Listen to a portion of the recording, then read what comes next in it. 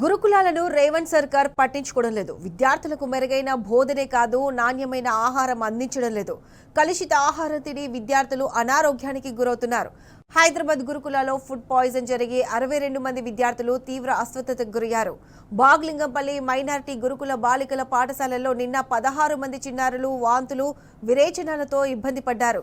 వెంటనే వారిని కింగ్ కోటి ఆసుపత్రికి తరలించి చికిత్స అందజేశారు. మెరుగైన చికిత్స కోసం 9 మందిని నీలోఫర్ ఆసుపత్రికి తరలించారు.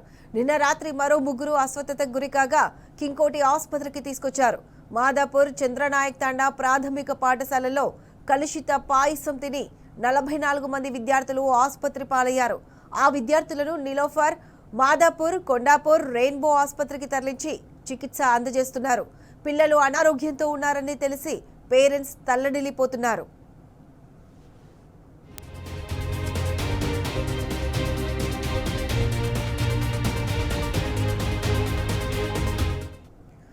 ఇవాళ మరో 4 విద్యార్థులు అస్వస్థతకు గురయ్యారు. దీంతో ఆసుపత్రిలో చేరిన వారి సంఖ్య 22కు చేరింది.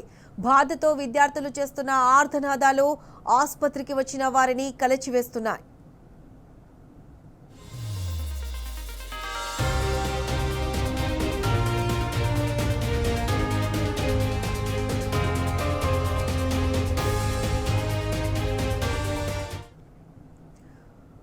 గురుకులాలో వరుస ఫుడ్ పాయిజన్ ఘటనకు పూర్తి అప్డేట్స్ మా ప్రతినిధి అరవింద్ అందిస్తారు. అరవింద్, చెప్పండి, గురుకులాలో వరుసగా ఫుడ్ పాయిజన్ ఘటనలు జరుగుతున్నాయి.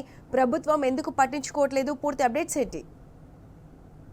ఏదైతే చూసుకుంటే నిన్న నుండి కూడా బాగలింగంపల్లిలో కూడా ఇప్పటికే ఫుడ్ పాయిజన్ తో విద్యార్థులందరూ అస్తవ్యస్తంగా అవుతున్నారు. ఏదైతే ప్రభుత్వం ఏర్పడ్డ దగ్గర నుండి ఇప్పటి వరకు అనేక మంది హాస్టల్స్ గానీ, అటు గురుకుల పాఠశాలలో గానీ మధ్యాహ్న భోజనం గానీ, అటు రాత్రి భోజనం గానీ కలుషిత ఆహారం తిని ఇప్పటికే 116 మంది కూడా అస్వస్థత అయినట్టు కూడా ఇప్పటికే అధికారులు కూడా తెలియజేశారు. అటు ఏదైతే ప్రధానంగా చూసుకుంటే ఈ రోజు బాగలింగంపల్లిలో కూడా మరొక 4 కూడా ఫుడ్ పాయిజన్ కారణంతో హాస్పిటల్ కూడా అడ్మిట్ కావడం కూడా జరిగింది. ప్రధానంగా చూసుకుంటే ఈ రోజు అంటే నిన్న ఏదైతే బాగలింగంపల్లిలో మధ్యాహ్నం సమయంలో కూడా మిగిలిన అన్నం రాత్రికి పెరుగు కలిపి పెట్టడంతో అది ఎఫెక్ట్ కావడంతో ఇప్పటికే మొత్తం 16 మంది కూడా ఫుడ్ పాయిజన్ అయింది. ఇంకొక ఫుడ్ పాయిజన్ అయిన వ్యక్తులు కూడా ఇప్పటికే ఆ విద్యార్థులను కూడా హాస్పిటల్ కి తీసుకురావడం జరిగింది. మరి ప్రధానంగా చూసుకుంటే నీలోఫర్ హాస్పిటల్లో కూడా 9 మంది కూడా ఫుడ్ పాయిజన్ తో కూడా ఇప్పటికే అడ్మిట్ కావడం జరిగింది. ఉదయం సమయంలో కూడా మరొక 3 కూడా తీవ్రంగా అస్వస్థత కావడంతో వారిని కూడా హాస్పిటల్ కి తీసుకురావడం జరిగింది. అక్కడ వారికి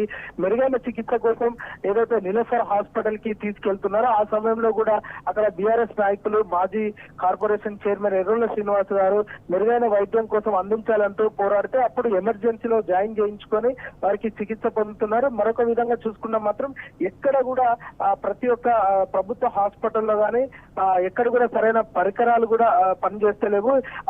అల్ట్రాసౌండ్ కూడా చేయడానికి డ్యూటీలో సిబ్బంది కొడుతున్నది, అటు డాక్టర్లు కొడుతుంది అంటూ కూడా ఇప్పటికే డాక్టర్లు తెలియజేస్తున్నారు.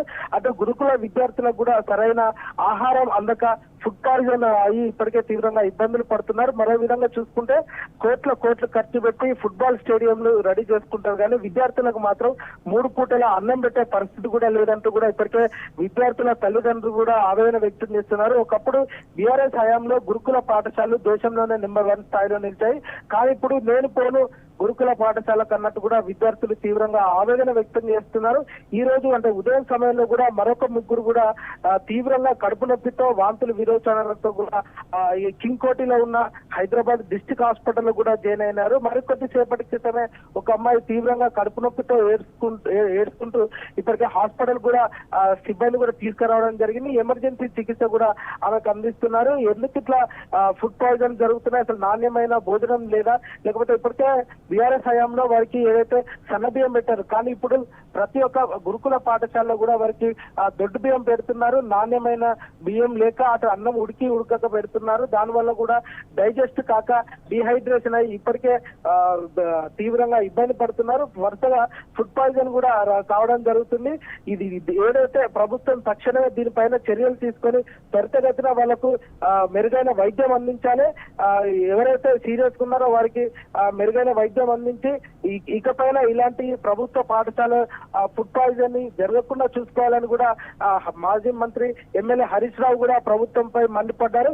ప్రభుత్వానికి 100 కోట్లు పెట్టి గ్రౌండ్ అంటే ఫుట్బాల్ గ్రౌండ్ కోసం చేయించుకోవడం జరుగుతుంది, కానీ విద్యార్థులు మాత్రం 3 పూటలు అన్నం పెట్టే పరిస్థితి కూడా లేదంటూ కూడా ఇప్పటికే ప్రభుత్వం పైన మండిపడ్డారు. మొత్తం ఓవరాల్ గా నిలోఫర్ లో 11 మంది ఎమర్జెన్సీ వార్డులో ఉన్నారు. ఇటు చూసుకుంటే కింగ్ కోటి హైదరాబాద్ డిస్ట్రిక్ట్ హాస్పిటల్ లో కూడా 22 మంది కూడా ఇక్కడ ఏదైతే విద్యార్థులు చికిత్స పొందుతున్నారన్నట్టు కూడా డాక్టర్ సూపరింటెండెంట్ సంతోష్ బాబు కూడా తెలియజేశారు. అసలు నిన్న రాత్రి సమయంలో కూడా హైదరాబాద్ డిస్ట్రిక్ట్ కలెక్టర్ అంటే అడిషనల్ డిస్ట్రిక్ట్ కలెక్టర్ వచ్చి పూర్తిగా పర్యవేక్షించడం జరిగింది. అటు హాస్టల్ మెస్ చెక్ చేయడం జరిగింది. చెక్ చేసినప్పుడు కూడా అక్కడ బియ్యం బస్తాల నుండి కూడా ఎలుకలు రావడం కానీ, లేకపోతే అటు డేట్ అయిపోయిన అల్లం కానీ, అటు ఇతర కూరగాయలు కానీ అన్ని కొంచెం ఖరాబ్ అయినాయి, కొంచెం నాసిరకమి కూడా ఉన్నాయంటూ కూడా సిబ్బంది పైన తీవ్రంగా మండిపడ్డారు. ఏదైతే ఈ రోజు ఉదయం సమయంలో కూడా హరీష్ రావు గారు ప్రతి ఒక్క పేషెంట్ కూడా మాట్లాడడం జరిగింది. ప్రతి ఒక్క విద్యార్థి దగ్గరికి వెళ్ళి వాళ్ళ ఆరోగ్య పరిస్థితులపై ఆరా తీయడం జరిగింది. ఎవరు అధైర్యపడొద్దు, బీఆర్ఎస్ పార్టీ మీకు అండగా ఉంటుంది, తప్పకుండా మీకు మెరుగైన వైద్యం చేపిస్తామని అంటూ అటు తల్లిదండ్రులకు కూడా భరోసా ఇవ్వడం జరిగింది. అక్కడ తల్లిదండ్రులు కూడా వాళ్ళందరూ ప్రధానంగా ఉన్నప్పుడు మా పిల్లలు గురుకుల పాఠశాలలో చదివారు, అప్పటి నుండి ఇప్పటి వరకు ఒక్కసారి కూడా ఫుడ్ పాయిజన్ కాలే, కానీ ఈ 2 సంవత్సరాల నుండి కూడా ఇది 2వ ఫుడ్ పాయిజన్ రావడం అంటూ కూడా తల్లిదండ్రులు తెలుపుతున్నారు. అక్కడ తల్లిదండ్రులు కూడా తీవ్రంగా ఆవేదన కూడా వ్యక్తం చేస్తున్నారు. వారికి హరీష్ రావు గారు కూడా ధైర్యం ఇవ్వడం జరిగింది. ఎలాంటి అధైర్యపడవద్దు, మీకు బీఆర్ఎస్ పార్టీ అండగా ఉంటుంది, మెరుగైన వైద్యం తప్పకుండా చేపిస్తామంటూ కూడా వాళ్ళకి భరోసానిచ్చారు. అటు ఒక విధంగా అటు డాక్టర్లు కానీ అటు పేషెంట్లు కానీ ఇప్పటికే వారికి కొంత పేషెంట్లకు వైద్యం కూడా అందుతలేదని చెప్తున్నారు. డాక్టర్లను కూడా వివరాలు అడిగి ఆరా తీసుకున్నారు. Right Aravind, thanks for the updates.